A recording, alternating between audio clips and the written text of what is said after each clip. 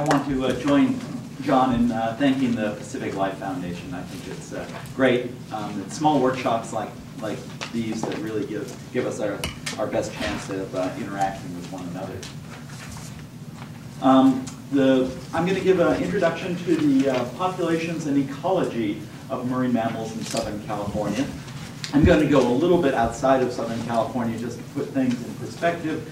My co-authors are Mark Lowry and Karen Forney, who work very closely with me at the Southwest Fisheries Science Center.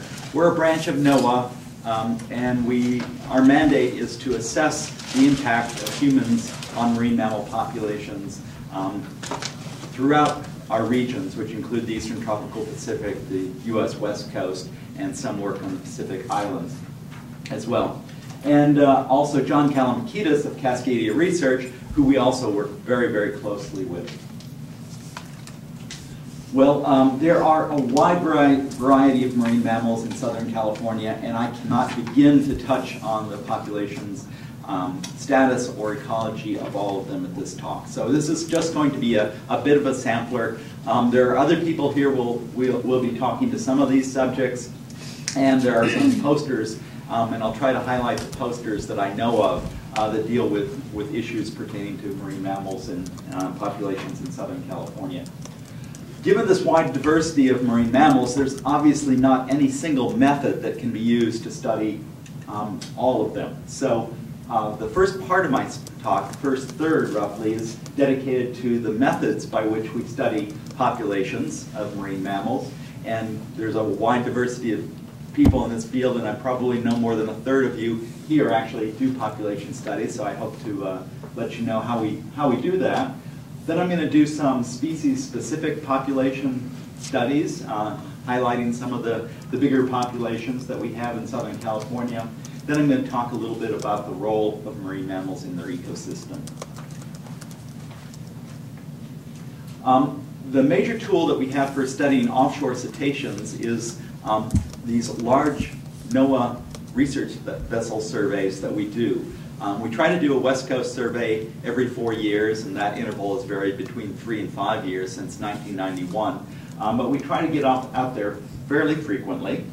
And our major tool for doing this is a visual sighting method using these enormous binoculars that are called big eye binoculars. I think it might actually help if we could reduce the lights in the front, Tennyson. I don't know if that's going to be possible. We have 2 pairs of these mounted on the flying bridge deck way up here on these research vessels. And that's much better, I think. And they provide a stable platform for searching out. And with these big eye binoculars, we're able to see whale blows that are farther than the horizon. The horizon's at 6 nautical miles. And we can easily see large dolphin schools out at that distance as well. And then we have someone searching with naked eyes and handheld binoculars for animals that might pop up closer than the range of the big eye binoculars.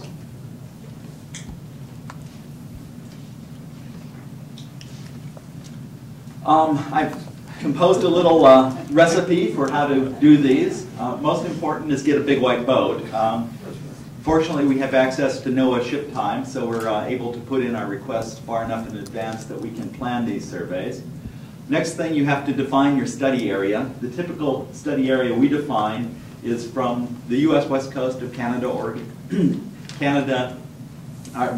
Canada to Mexico off the U.S., and going out 300 nautical miles from shore. Our real mandate is to do the U.S. EEZ waters, that's the 200-mile limit, but in fact we want to survey the entirety of an ecosystem, and the California current ecosystem has influence that goes out 300 nautical miles, at least in a typical year.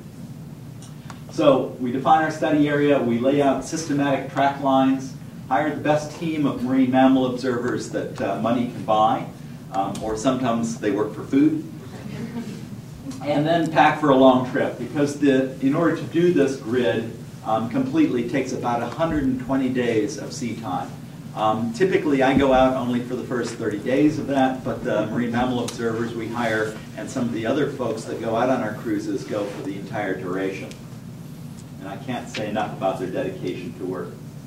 The method that we use is called line transect. Line transect is a statistical sampling method that actually estimates the density of animals along the transect lines, and then once you estimate the density, you can extrapolate from the density at the transect lines, if you laid them out properly, to the density in the entire study area. The critical piece of information you need is how the probability of detecting something changes with their distance from the transect line. So this is our ship, an aerial view of one of our ships, traveling along the transect line. Whenever we see an animal or a group of animals, we want to estimate this distance d. We can't measure that directly, but we can measure the radial distance to the animals using the reticles in these big eye binoculars. And we can measure this angle theta using a protractor mounted on the base of these binoculars. And a little simple trigonometry, we estimate what this distance d is. If you plot a histogram of these distances, you'll see that they naturally fall off, and that's because it gets harder and harder to see things as they get farther and farther from the transect line. And so you actually fit a curve to this fall-off function that allows you to define the probability of seeing something at different distances. You can use that information, plug it into a simple formula, and come up with an estimate of density. And that's what we do a lot of. It has a lot more statistical rigor than you might think of as a whale watching cruise, but it's nonetheless enjoyable and fun to do at the same time. This work has been, through to our 2005 survey, has been summarized in a paper that Karen Forney and I published in 2007, which is a compendium of about 17 years of survey work off the US West Coast. And you can see in these plots the transect lines that were actually accomplished, and except for 91 and 93, they covered the entire US West Coast and out to 300 nautical miles fairly well and systematically.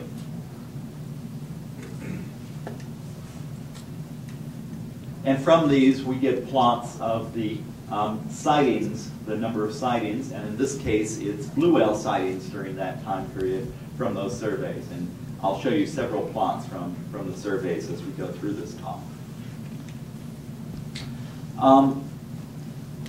Our work didn't stop with the 2005 survey. In fact, we had a big survey of the West Coast in 2008.